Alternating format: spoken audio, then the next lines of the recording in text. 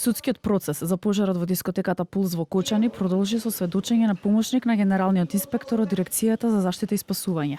Сведокот посочи дека до 2020 година не се предвидувале редовни надзори во општини каде нема инспектори. На прашање одговори дека не постои генерално овластување инспектор од друга општина да делува превентивно во општина Кочани да врши надзор.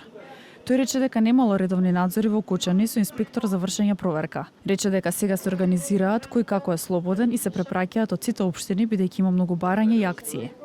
По укажување на инспекцијски совет дека во годишниот план општини каде нема инспектори ни беше укажано секаде да планираме инспекцијски надзор, што практично го испочитувавме, така што барем еден надзор внесовме по општини како бројка, но исполнување на таа обврска реално не беше можна поради одлуките за распределба и неимање доволно инспектори, истите не се извршуваа, иако беа предвидени во годишниот план како бројка, но не како субјекти. На претходното рочиште сведочеа сведоци од ДСС и претседателката на Комората на Македонија за приватно обезбедување.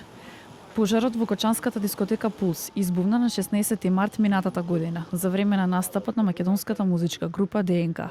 Една од најголемите трагедии во историјата на Македонија, однесе 63 загинати лица и над 200 повредени. Судскиот процес го води судијката Дијана Груевски-Лиевска.